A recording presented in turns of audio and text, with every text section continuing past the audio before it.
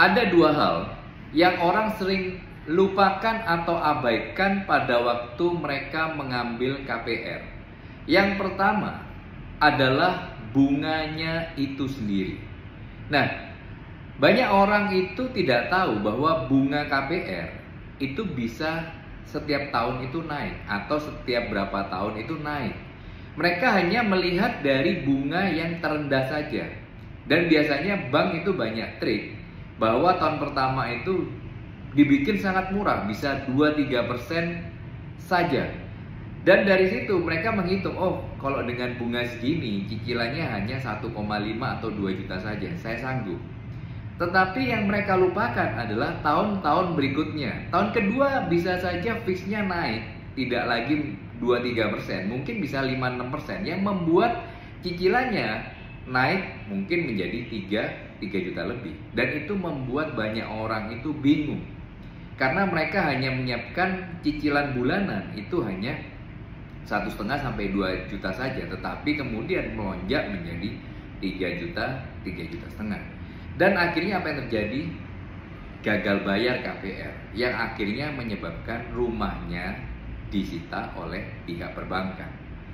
Nah, yang kedua yang orang sering lupakan di dalam pengambil KPR, tidak teliti di dalam hal masalah pelunasan KPR, baik itu pelunasan sebagian ataupun pelunasan sepenuhnya. Nah, ini adalah yang seringkali membuat kita itu tidak bisa berbuat banyak apabila bunga kita naik. Katakanlah dari awalnya cuma 2-3%, tiba-tiba menjadi 13%. Nah, kita tentu cicilan kita menjadi berat. Dan pada waktu kita mau pindahkan ke bank lain, kita tidak bisa. Karena kenapa? Kita harus membayar denda. Untuk pindah itu bisa saja 15% dari hutang kita. Bayangkan kalau kita berhutang 500 juta dan kita harus membayar penalti sebesar 15%, itu sudah sekitar kurang lebih 75 juta, dan itu sangat berat sekali.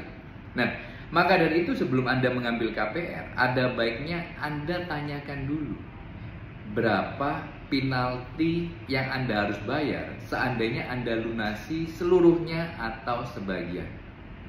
Nah, dengan dua hal ini Anda perhatikan sebelum Anda mengambil KPR rumah, tentu ini akan sangat menolong Anda di dalam menjalani KPR rumah Anda.